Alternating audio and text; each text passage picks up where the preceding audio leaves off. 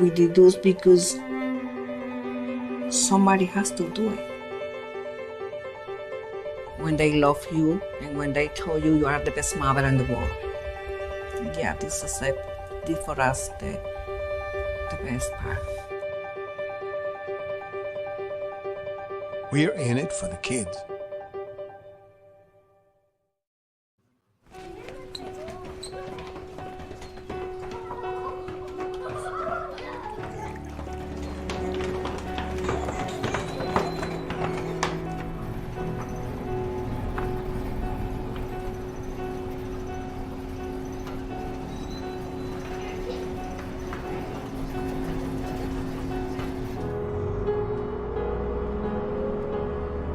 When you don't have a safe place to come home to, nothing in your world seems right.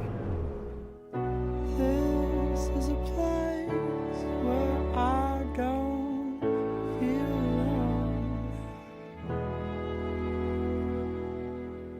alone. This is a place that I call my home. Help turn things around for a child. Become a foster parent.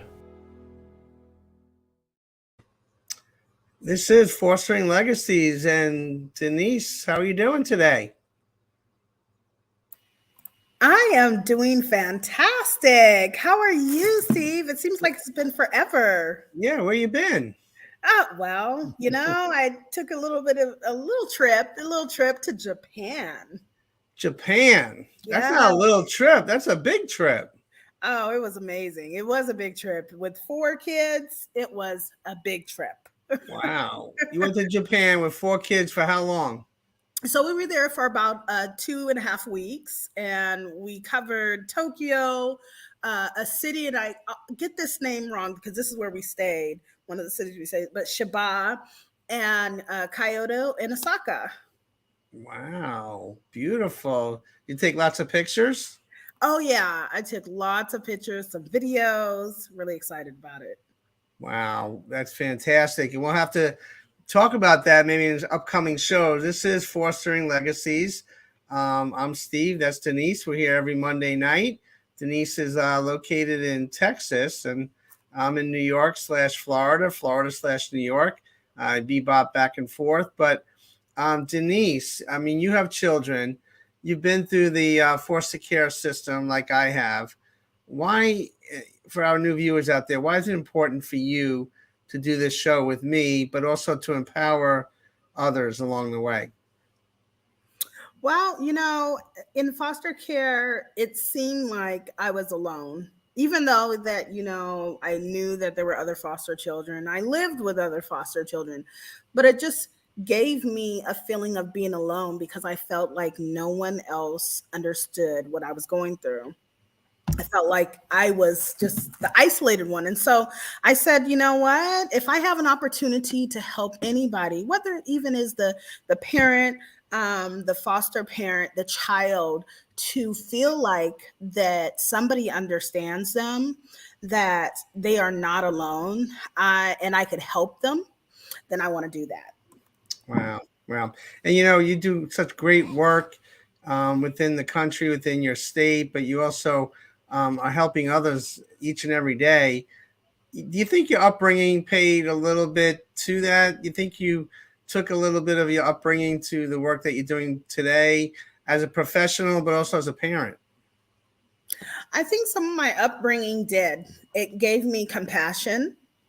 It gave me empathy. And I think those two components were very much so a lot of the reason why I am who I am.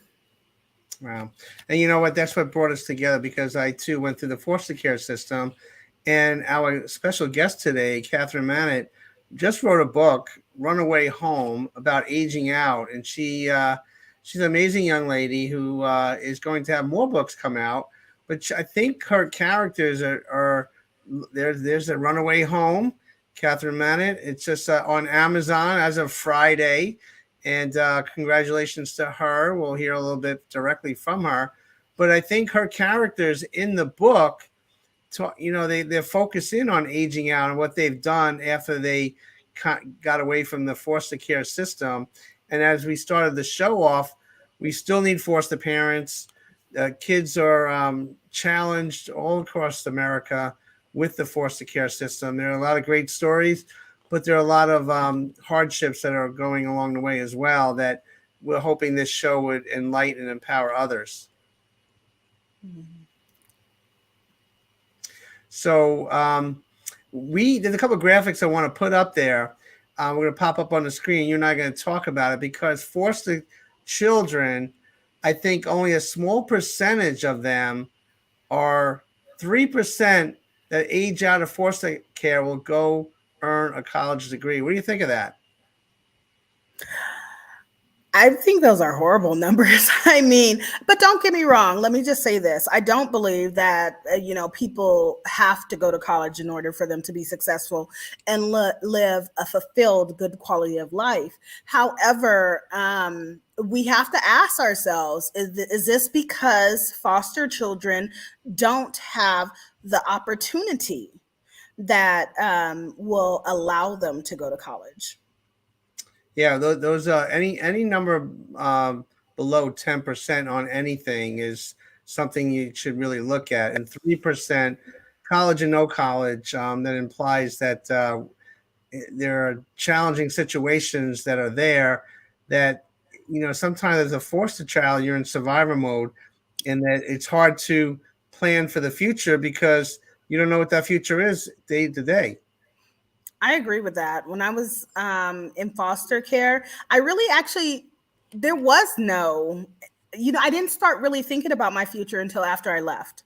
That's when I started to really think about my future heavily, is when I got emancipated. I mean, I did want to become an attorney since I was 8 years old, but actually doing the work needed and obtaining the resources needed in order to do it, I couldn't focus on that. I was definitely in survival mode. Right, right. And I think you have to have those internal resources to overcome whatever challenges there are. There's a couple other statistics there. At least people have gone. A lot of children have gone to 8 different placements or beyond that. That's hard to fathom.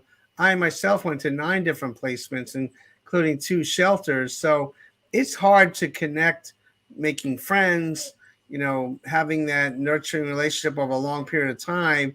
That was the most challenging thing, when you have to pick up and go wherever you were, either leaving your home or going back to your home or going to a new home, not knowing when that was going to occur. You're absolutely right about that. Another thing that I just discovered, I was in a doctor's appointment last week, and the doctor asked me about a situation that is going on with my health. And he said, well, what is your medical records from when you were born? And I'm like, and throughout your childhood. And I'm like, I felt like Bugs Bunny here, but I don't know, because I'm like, because of all the places. I was in 11 foster homes. Wow. And how can I don't know. Half of the time I don't even, recall the foster parent's name, So how could I find that information out? And sometimes foster parents don't even take the children to the doctors. I know that there was probably a few years, several years, that I didn't go to the doctor. Wow. Wow. That's hard. 11 different homes and 9 different homes. So between us, that's 20 different placements. And I think that's why we do the show, is because there are children and young people out there that are still struggling when they age out of the system. And tonight I thought having Catherine Mannett join us, because a book just came out. I've known her and her family for a number of years now. She's an amazing young author. And she's a force to be reckoned with in the literary world. And we're so glad to have her on our show tonight. Let's bring on Catherine. Catherine, are you there? I'm here. Can you see me and hear me? Yes. Welcome to Fostering Legacies. First of all, I want to thank you so much for having me on a show that's so special and so kind. I'm really honored to be here. So really, thank you. Yeah, it's a really a cool thing that you're doing, Catherine, because when I found out that you were going to write a book like last year or so, Right. and it was on the foster care system, I was amazed by that. What brought you to doing something like that? So this is actually a very long background, and I don't know how far we want to go back, but I do have a few family members who are adopted, who I can't imagine my life without. So just the thought of that alone had influenced me. But if we go back way to the beginning, um, it's going to sound kind of silly, but when I was younger, I used to love Disney, and a lot of Disney stories focus around found families, and especially my interest in the movie Peter Pan and the Lost Boys, and the idea of them just coming together and being a family, even though they weren't biologically related. From there, I knew that this interest was something I could follow in volunteer work, potentially as a career. I competed in a few beauty pageants, and my platform was always supporting foster children. I did some fundraising for Hope for Youth, Ticket to Dream. That was another organization that I did fundraising work with. And I studied education, couldn't find a position in teaching. I don't know where our viewers are located right now, but in New York at the time when I graduated, it was very difficult to get a position as a teacher. So I decided that I still wanted to work with children in some aspect, and I applied Suffolk County. I wanted to work for CPS. I took the caseworker trainee test.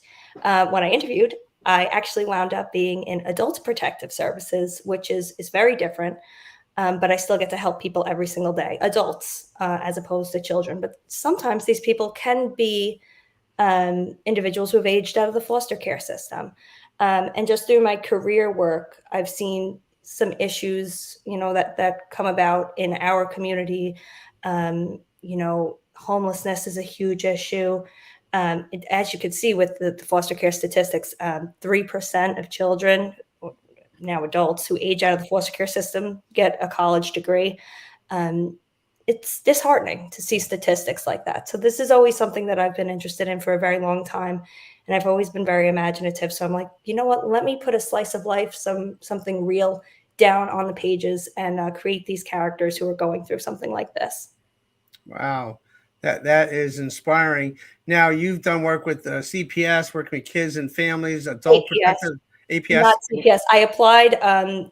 I took the caseworker test thinking I would work for CPS, but I wound up working for Adult Protective Services. Yes. So adult protective services, regardless of, you must have seen a lot of things happening, which could really break your heart. At the end of each day, it must be hard to kind of leave it there at the office and, I have to start with, absolutely, I love my job. I always knew that what I wanted to do with my life was humanitarian work. I wanted to make a difference for people. Every day I go in and know that I can really help someone and I can help them make a difference. Basically, I help create services plans and connect people to services that fit their needs, whether it be applying for food stamps or finding some sort of available housing, whether it's renting a room or if it's some other program that could help them and better their situation. That's the kind of work that I do every day. Wow. What do you think, Denise? Oh, that's beautiful. I mean, I'm like, with Disney ideas, like we need to connect. Yes, absolutely. So, Catherine, it seems like these family members of people that you've known initially inspired you to kind of say, hey, let me put this down on paper and write a book about it. I wouldn't be here without my family. I mean, if you look at my acknowledgments in my book, I name every single person who has changed my life or has helped me in some impact. And one of my first lines, I think, in my acknowledgments is that life in itself is kind of like a novel. And everyone that's been apart from my beginning and middle so far have helped me write this novel. And if any author has ever said that they've written a book alone, they're lying. They're flat out lying, because there's no way you could write a novel without the world experience and without the people around you. Wow. And what I love what you said earlier in pageantry, because you've been in pageants throughout the years, but you use that as a platform to inspire and empower others. I guess that was very important to you at the get-go. Oh, absolutely. That was one of the biggest things I liked about pageantry. When I found out, this is especially what I loved, I connected with so many other girls at the time and now women who I'm still very close with. I actually saw one of them last weekend. But I connected with so many women who have the same drive and the same want to make a difference. And once you get strong women together, I mean, there's nothing that we can't do. So pageantry has been incredible for me in my experience. Yes. Yeah. You know, there's 2 women and just me on this show here. I'm getting a little nervous right now. You should be. But that's great because I've seen you compete, you know, over the years from a distance, and to have a platform and to transcend that platform into what you're doing now, it doesn't get better than that. So you must, when Friday rolled around last Friday, what kind of feelings did you have when that book came out? You know, I was prepared for all the feelings. I'm like, I'm going to cry. I'm going to scream. I don't even know what I was going to do. But then it just happened. And I set an alarm on my phone and I'm like, I'm going to be awake. I'm going to celebrate. I was asleep. It was midnight. I look at it and I'm like, I'm going back to bed. But no, I have to tell you, the excitement of this has been nothing but incredible. I mean, I never thought that all of my years of playing pretend and being a kid and writing stories, creative writing classes, I never thought that I would physically hold my book in my hands. So to be able to do that it's just incredible. There's no words for it. It's almost nauseating. It's so amazing. No, that's a great acknowledgement. It's a great, you know, thing to have accomplished. And, you know, I think that it's inspiring Denise and I, because we're in the middle of putting a book together, and we have a target date and everything like that. But when that day rolls around, I guess there's all kinds of feelings going through your head. Oh, yeah. Do you write nonfiction or fiction? Well, we're going to write on the foster care system. So we're going to write, you know, nonfiction. And so we're excited about that. But talk about the specifics of the book, because Runaway Home, it implies a lot of different things, but explain it from your point of view. The title from my point of view. So I just want to start out, this is completely fictional. None of these characters are real. Nothing like this has ever happened in my life. But when I thought of the title, I specifically had the main character in mind, and his name is Peter. And there are going to be 3 books in this series. And in the first one, you get a little hint about his background. You don't get the full story. He's very secretive about it. But when I came up with the title, I wanted to imply that, you know, Peter runs away from a situation. From what you see in book 1, it's bad. But he brings himself right back to a situation that's pretty similar, not the same, but the same. So I wanted to do running away and coming right back to where you are. Because although you changed your scenery and you changed the people around you, you didn't change yourself. And that's really what it's going to come down to in the next 3 books. So the characters that you have, talk about each specific character so we get a sense of that. Peter has run away and changed his identity, and you get that completely. He's run away from a Scottish island, pretty remote. There are a few people that live on it. You get that in here. He winds up in a foster home with Haley, who is his age and his love interest, someone who he loves very, very much. I don't want to give too much away about why. And these 2 are aging out of the foster care system together. So in New York, that's 21 years old. And as they're about to do this and move into an apartment together, they learn that their foster mother has a terminal illness. And so Peter decides to adopt Danny, who is a 13-year-old boy who's also in her care. And of course, this is not what Haley wants to do. Haley has a different vision of what her life is going to be like with Peter. It's going to be more carefree, more fun, and it's not going to be being a parent right away. And this immediately causes turmoil in their relationship. And the 3 of them, their found family starts to crumble apart very, very quickly when Peter realizes that the family he created isn't working out, isn't lasting. And this is especially exasperated by Haley's addiction to opioids. And you get more into that as you go. But there are a lot of real life problems in this novel. Danny, especially trying to find out his ethnicity and who he is, and his want to do DNA testing, and Peter's struggle with mental illness, and then Haley's struggle with addiction. All right, so you brought a lot of the societal factors involved that everybody's going through. Right. Denise, I mean, we've talked about these issues, you know, during the duration of our show, and she's putting it all in a book. What are your thoughts about her bringing it all together? Because they're real problems, especially when one ages out. You said a mouthful, first of all. I mean, I'm like, where's your book? I want to read it because I could relate to it so much on so many different aspects of, because that's a real life, even though that it's a fictional book, it's a real life situation Right. that can play out in foster care, in foster kids. And so with that, these are the issues. These are the things that don't really get talked about. Foster care and foster children does not get talked about enough.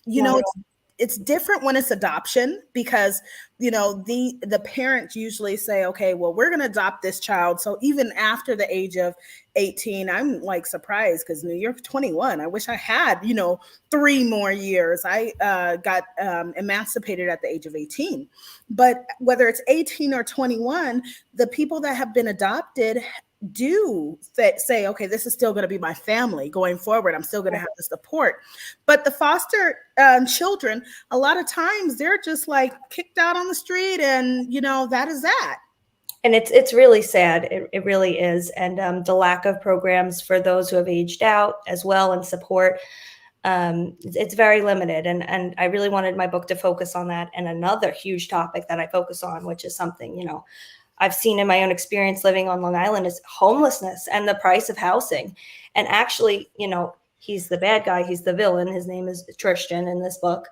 He's motivated by his desire to own a home or to have a place to call his own. And it's just extremely difficult to be able to do that here, unfortunately. And we do need so much more when it comes to affordable housing. We're really, really low on that here. And it's very, very sad. But I use that as a motivation, another societal issue that, impacts the decisions my characters make. And unfortunately, some of those decisions are not so great. But Right. you'll see as you read it. In case you're just tuning in, this is Fostering Legacies. We have author Catherine Mannett. Runaway Home is a book that just came on Friday. It's on Amazon and different platforms. You can get that book. And at the end of our show, I'm sure she'll tell us where you can connect with her and get that book. But you're absolutely right. Homelessness and the cost of living issues are, especially in New York, but all around the country after the pandemic, is really reached levels of we never saw before. So homelessness and food insecurity and the cost of living, and it's impossible for young people to establish themselves, especially in your neck of the woods, Catherine, in Long Island and New York. It's very, very expensive. The taxes are high, and that leads to more crime. That leads to 50-60% of households do not have proper health insurance, and that leads into issues with adult protective services, obviously, and the police, departments and things. So, Denise, in Texas, do you see that as well? I see quite a bit of things. I was actually a while back ago speaking with someone where, basically the children were staying at the CPS office, because they had no place to go. They were in between homes. I was fortunate enough to go from one place, whether it's an emergency home, to another place. I never had the experience of having to live in a hotel, which some of these people do, and having to either stay in like an office like the CPS office. But there is homelessness. There is homelessness around everywhere. And you would be amazed, because unfortunately, these children, when they experience when I think anyone would experience homelessness, it gives you a sense of wanting to escape the reality, escape the surroundings, just to escape even your life. And how they tend to do that is with drugs. So it's very interesting that opioids came up in your book, because a lot of these teenagers, these children, these young adults are on drugs if they're homeless. Right. And there is a huge epidemic, especially opioid epidemic going on right now. So that was a big influence in my writing as well. I just really wanted to take a slice of life, and make it into something fictional, something that people would follow and be entertained by, but also learn what's going on around them. Open their eyes with, wait, does this really happen? It does, unfortunately. So that was a big factor in my writing. That show goes on different platforms on Cablevision and social media platforms on radio down in Florida, Clearwater, St. Petersburg, and Tampa Bay. And there's a foster care program called Joshua's House that I've been working with extensively. And we have a little video clip we want to show our viewers. And Catherine, check this out. Let's see Joshua House for a moment. Our Community Road Show is in Lutz this morning. This community is home to an 11-acre facility dedicated to foster children. ABC Action News reporter Rebecca Petit looks into how a community effort allowed the foster home to remain a safe haven for kids in need. Only a matter of weeks before we have kids living in this house. For 3 decades, Joshua House has been a safe haven for kids who have been abused, neglected, or abandoned. When these kids get here, they're traumatized, they're hurting, they need some healing. These teenagers are feeling a lot of abandonment and frustration because, they just feel given up on. Dee Dee Grundell, the executive director of Friends of Joshua House Foundation, tells me they want to make sure children find a loving home and grow up to be productive members of society. But that was all in jeopardy in March 2020 when the former owners of Joshua House decided to move in another direction. Friends of Joshua House Foundation stepped up to buy the children's home and spent the last year restoring the property. We wanted to make certain that things were safe, the infrastructure was more up to date, and that we were able to provide a really nice, welcoming home to these kids. The kids will have new bedrooms, renovated kitchens, and a computer lab. She tells me it would not have been possible if it weren't for the outpouring support from the community. Our community stepped up and said, what do you need? And provided it and addressed a big Amazon wish list and whittled it down, and it just kept going. And all of this during COVID. The restoration of Joshua House also offers multiple providers under one roof, including therapists. What we're doing is creating a safeguard so that Joshua House can continue for decades and decades to come by making certain we have multiple providers, all with different specific skill sets. She says the goal is to continue to promote growth, stability, and support to Tampa Bay's most vulnerable citizens. In Lutz, Rebecca Petit, ABC Action News. Oh, wow. I got to tell you, Dee Dee Grundell is a hero in Florida because she revised and kind of took that on as a personal and professional part of her passion. And she really saved that program along with a lot of supporters out there. And we need more programs like that, right, Denise? We do. We need more people like that will be able to create these programs. The passion of the people is what really makes the program conducive and beautiful. Yeah. Right. And Catherine, when you see this, I know your book is fictional, right, but you're drawing from a lot of non-fictional experiences, real life experiences. That's how you got your characters. Right. And I love to see. So when you see a program like this, how does that make you feel? I mean, it's inspiring. I just wish that we had more programs available for our families just like that, I know of a few, like I said, Ticket to Dream is one of the big ones, which I found out about actually through going to Famous Footwear. But I did a fundraiser for them maybe a year or two ago, and it was to collect graduation gifts for children who are aging out of the foster care system, who are graduating high school because they weren't receiving graduation gifts. And I thought that was so special and important. But I just wish we had more. I really do. Yeah. So, Catherine, before we get into more of the book, that's in Tampa area. That I'm sitting in Florida today. Right. There's another program in Clearwater, which is maybe 30 minutes from there, that doesn't have the things that are going on there in a positive way. It's actually going on in a negative way. And I think this is why Denise and I do this show. Let's check out that news clip on what's going on in that program called Eckerd, which is right down the road from this program in the same state. Eight on Your Side has been investigating Eckerd Connects for years. We have exposed troubling issues within the organization multiple times, and despite promises of improvements, it seems very little has changed. Our senior investigator, Walt Buteau, spoke with some of the young people who felt the direct impact of Eckerd's failures. Walt. Keith and Stacy, children removed from horrible living conditions only to end up sleeping in offices or worse. We found out about a 12-year-old who decided living under a bridge was better than what the state had to offer. Jason Paisani tells me he lived in these mangroves under the Bayside Bridge for 3 days after he ran away from foster care when he was 12 years old. I took off. I just ran away. I ran through the mud. This is where I slept last night. In the spring, teenager Damian Kaufman told me he had to sleep in this Tampa office in January. You know, it's just dirty, bro. Look at this. It's just not suitable. Kids crammed into Kias, Corollas, and Sedona vans. Eight on Your Side has been reporting foster care issues for years, at one point discovering children waiting long hours in cars and sleeping in offices. After those reports, Eckerd Connects fired a subcontractor, but issues continued.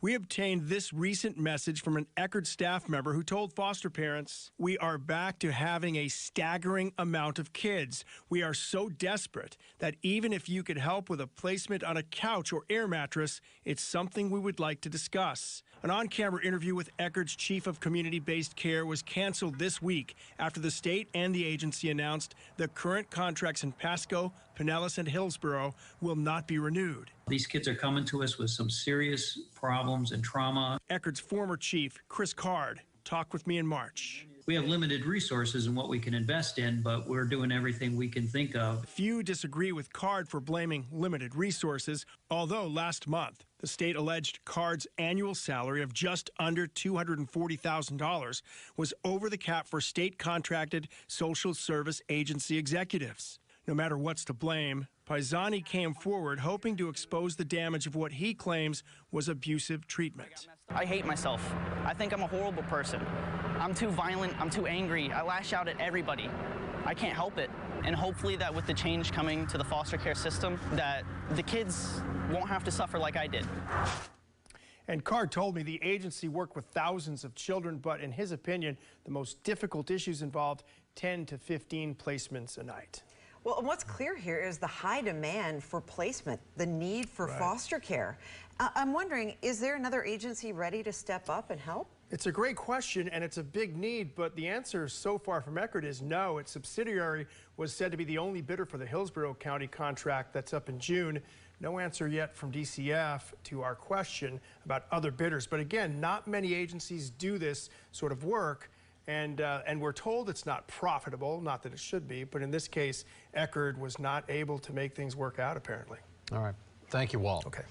You can stay with News Channel 8 on air and online for the latest on the criminal case against Eckerd Connects and what it means for Bay Area foster children. You can get the latest updates at WFLA.com and on our free WFLA app. Denise, what do you make of that?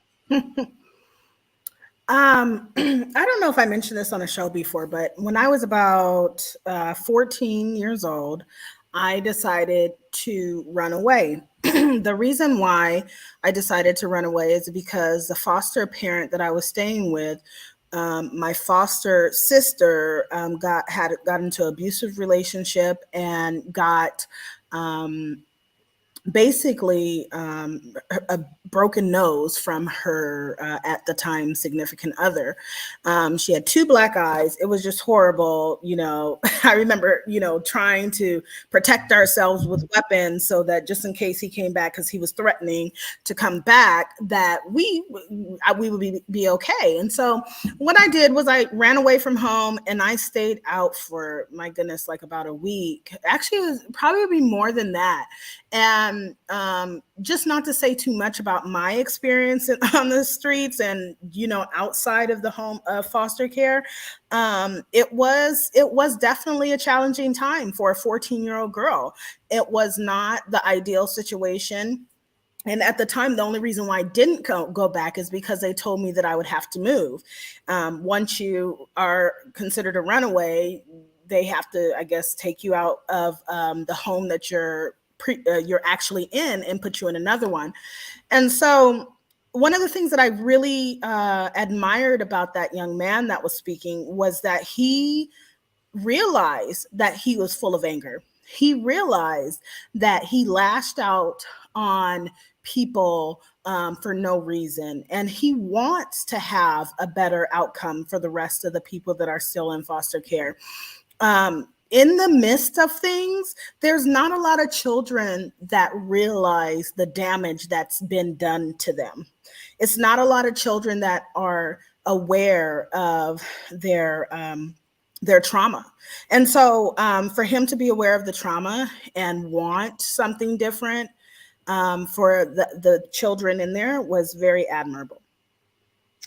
I could tell you're speaking from the heart. And now, Catherine, I know your book is fictional, but your characters really are taking on what a lot of children and young people have lived through, right? Right. Absolutely.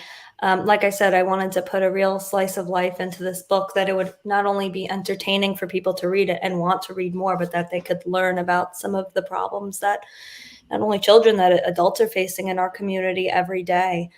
And just like you with that video, that's one of the things I noticed as well, that young man was so self-aware of how he acts and his own emotions. And I thought that was very incredible. Just very inspiring, in order for us to try to do more, as much as we can to try to help children who are aging out. And I think, Catherine, in your book, Runaway Home, the characters you have are coming from aging out, and they're developing relationships, outside of the foster care system as they get older. Are you thinking about doing more books? Oh yeah, absolutely. So this is the first of 3, and I have to tell you, a lot of people get very angry with me because it ends on a cliffhanger, and you're gonna have to read books 2 and 3. Okay, Catherine, wait. You could tell us right now, how is it ending? No, that's okay. I'm gonna pass. Absolutely, I will pass. That was a deal for you to come on the show. And I think everyone will be just as shocked when they get to the 3rd book, and really the whole story's wrapped up about Peter's, I guess, his big secret, his childhood and his past trauma and what's led him to where he is now. But that's really what carries on throughout the entire books, and follows him and leads him to make decisions and leads to his ultimate future.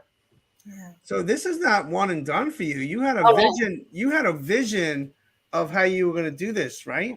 I'm writing book 2 right now. Oh yeah, this is something, I don't know if I spoke about this earlier. I don't think so. But in 2012, I started writing this novel as a creative writing project in Hofstra University. And I think I wrote like maybe 4 or 5 sections. And my creative writing professor told me, this has merit. This is really good. And I was like, yeah, it does. And then the class ended, and I was like, and I stopped writing. But then COVID hit in 2020, and I still always thought about these characters have been with me throughout my life. And I think it's just part of being an author, is that you always have fictional people telling you, this is the story you have to tell. But in 2020, when COVID hit, I really didn't have much to do on the weekends or after work. So I'm like, you know what, let me revisit this story, because it's always meant something to me in my heart, and it's always been there. And I think it needs to be told. I think this is a special part of me that I need to share. And I wound up contacting this professor. Again, his name's William J. McGee, and he was the first editor of my book. He read it in its very first stages and helped me bring this story to life. So I really have to thank him, and of course my publisher, Redisview, and all the work that they've done to bring this story to life and to where it is today. So. Wow, fantastic. How was the book cover created? So this is actually by a company called Get Covers. They designed it completely. They sent me a few different covers at first. I was like, well, I don't really like this, or this needs to change. But then when I saw this, I was like, that's it. That's the cover, because it takes place on Long Island. We got the seagulls and the beach in the background. Peter's life is very influenced by the women in his life. So I didn't want to make, an actual character. I wanted it to be a shadow. So you don't know exactly which woman this is that influences him to this extent. But I just think that it's beautiful, and it fits my story so well. I couldn't have made anything better. So thank you to Get Covers as well. Wow. Really Was there a beautiful. moment? I'm sorry, Denise. Go ahead. No, it's a really beautiful book. Thank Really, you. I love it. Thank you. Was there a moment, Catherine? And we're talking. This is Fostering Legacies, and we're here every Monday night from 7 to 8 Eastern Standard Time, and we're talking to author Catherine Mennett, Runaway Home. Was there a time in your journey here with the first book that you said, "I can't do this," or Of course. you know, Yeah. So really? I wrote this in March of 2020 and it came out 3 days ago. So, Wow. oh yeah.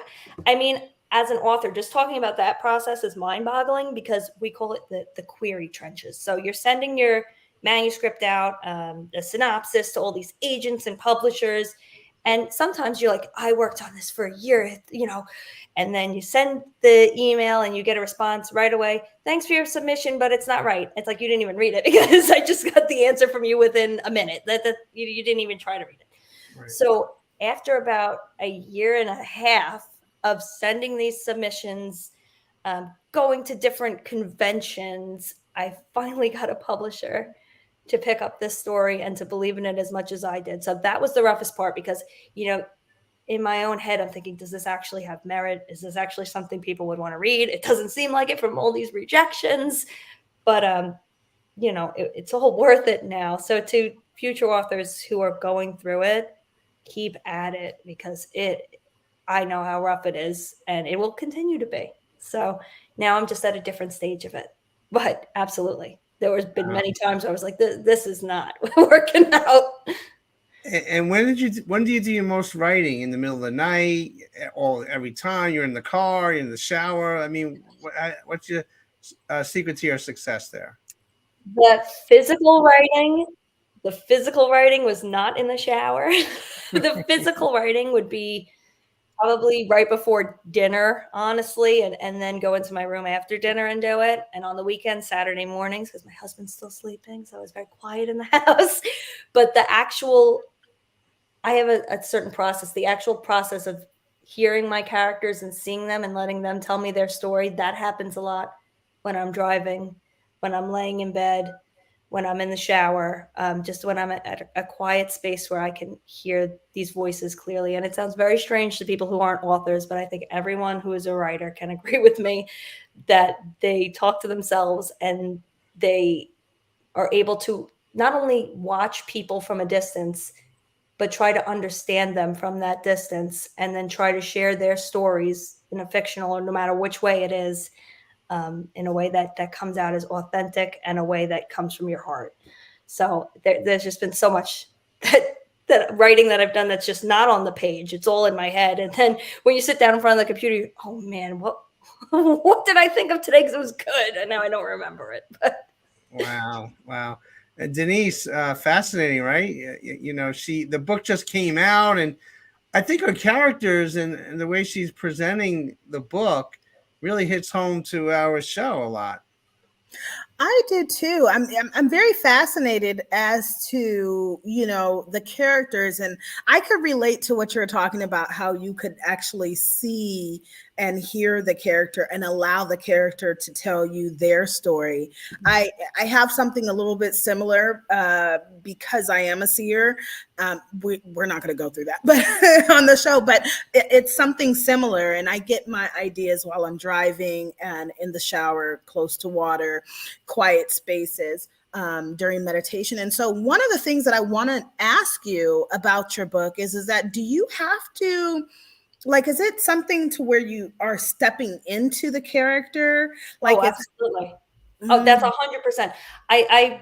There has been so many times where my headspace will be in a character's headspace completely. And I'm like, wait, no, you are Catherine. Like, let's just focus. Like, even though you're here, these characters are talking to you and you're so invested in them and they almost are a part of you.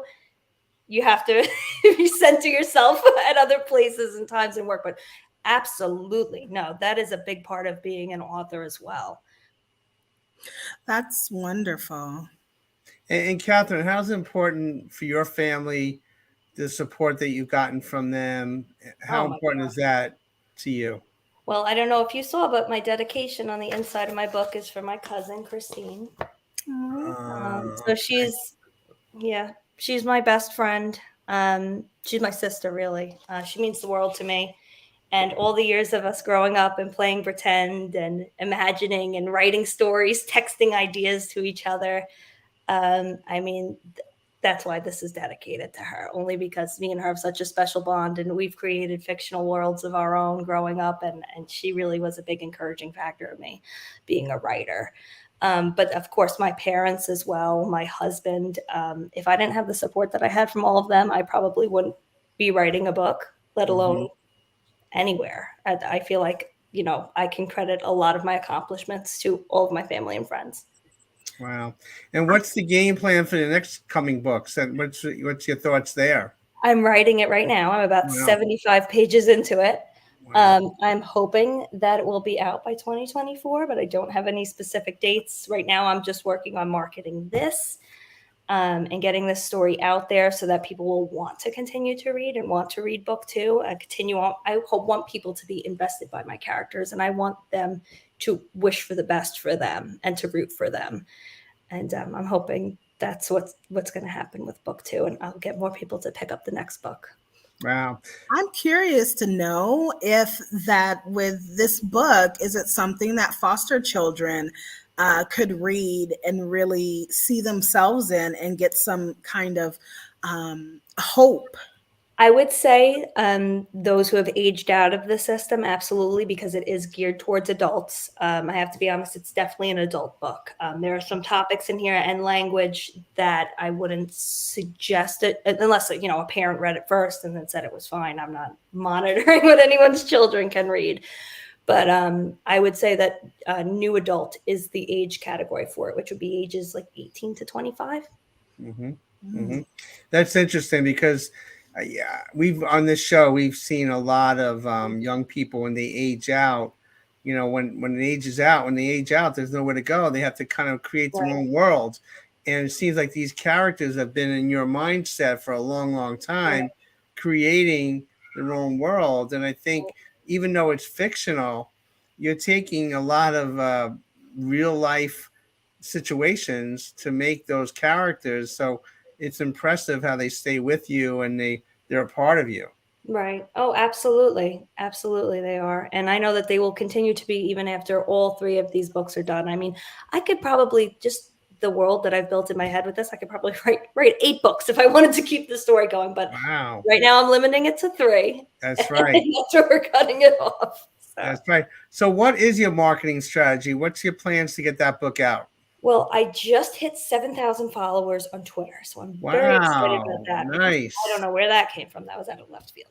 But I have this interview with you today. I am waiting on 100 author copies to come in the mail, which might take a couple of weeks. But then I don't want to give any information yet, but I have a couple of book signings coming up. Once I have the exact dates and times, I will be posting that all over social media.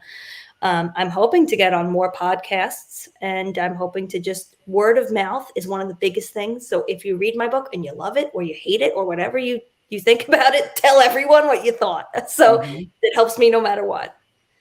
Yeah, no, Runaway Home, Catherine Mannett, and the first of 3 books that you're going to be coming out with. And we talked last week, and I would love to work along with you. We promote a lot of authors over the years and at different bookstores. So we'll have to team up and get that book out there.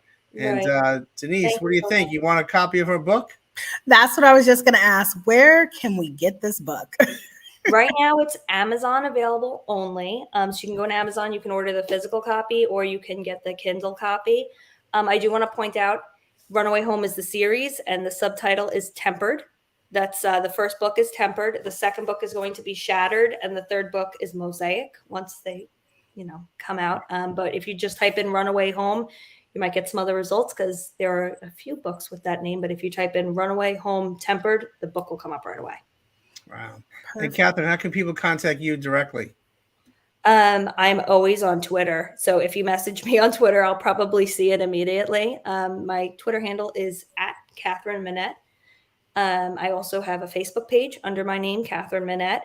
and an Instagram. So follow me anywhere and I will follow you back, because this is another thing. I hate one-sided relationships. So as soon as I see something come up, someone has followed you, I'm like, I got to follow them back. That'd be rude if I didn't follow them back. Like, of course, I'm interested in what they're doing, just like how they're interested in what I'm doing.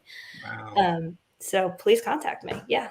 And I love to talk. I you talk too used much. I see that. you used to be Catherine Manette. Now you're author Catherine Manette. Oh, yeah. I have a lot of roles. I could be caseworker Catherine Manette, author Catherine Manette, pageant queen Catherine Manette. The list goes on. So there's so many Catherine Manettes out there, but they're all in here somehow. I don't know. And do you think that pageantry really kind of segue into what you're doing now? Well, definitely, because I learned a lot of interview skills through pageantry and a lot more confidence. I think before I stepped on a pageant stage, I didn't have as much confidence as I did now. And now I could go on this video interview with you, joke around, be myself, And I think that has a lot to do with me getting the courage to step on that stage when I was 16 years old. And my personal experience, loved it. And I still love it. And not saying that I'm going to compete again, but maybe.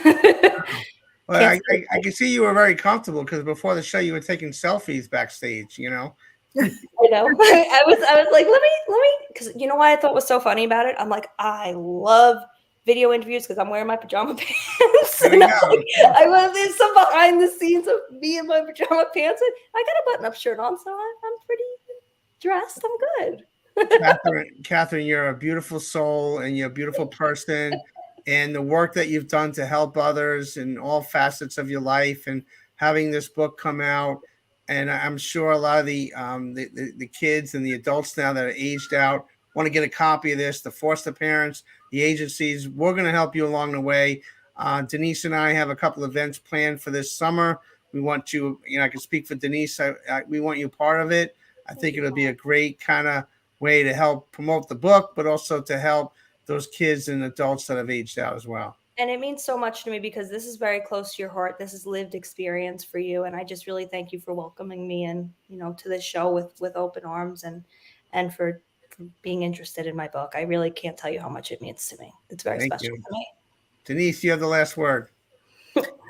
Buy the book. Okay. Buy the book. I can't wait to read it. I'm so glad that you took the initiative to write something so significant. And it's not only just significant for me and Steve. I think it's going to be significant for a lot of other people. A lot of other people. It sounds so relatable, whether you're in foster care or not. And so thank you so much. But buy the book. That's the final word. Thank you. Well, Catherine, carry on tonight. Thank you so very much. And I know we'll see each other down the road real soon. Oh, yes. I will definitely see you soon, Steve. And thank you, Denise. Bye, both of you. God bless, guys. Thank you.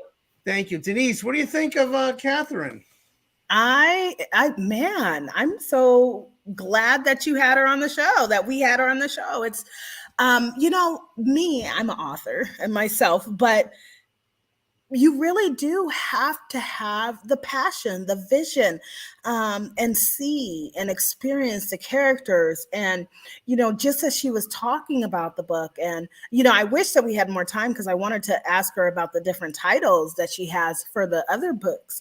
Like, how did she get the titles and all of these things? I feel like this is really something that could really help the foster care system, even though it is fictional. Yeah, no, I think it's fascinating because I think all those experiences that she's gone through personally and pageantry and professionally, working with adult protective services, she was able to formulate ideas for a fictional book, which those characters came from. And I'm sure with the future books and characters, maybe it shows like this, other shows that she might get involved with will help her in her journey with those books. So I thought it was amazing what she's done. You see the pitfalls of some programs out there that we need to address, that we'll continue to address each and every week.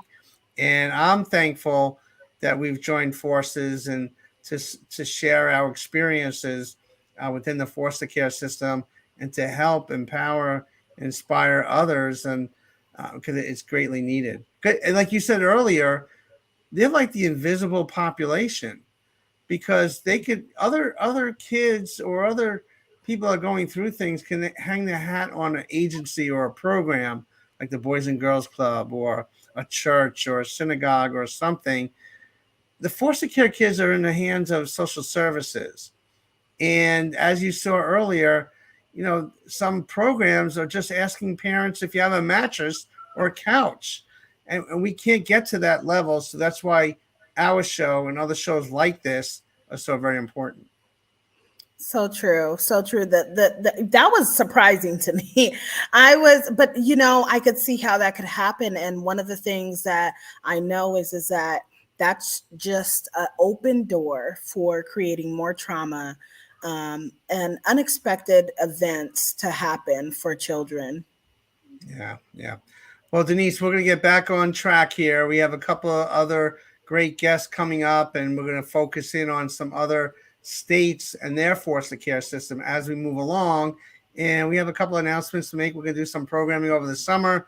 We're going to get together and kind of revamp things and to share our collective goals and passion to help kids and the system, the foster care systems moving forward.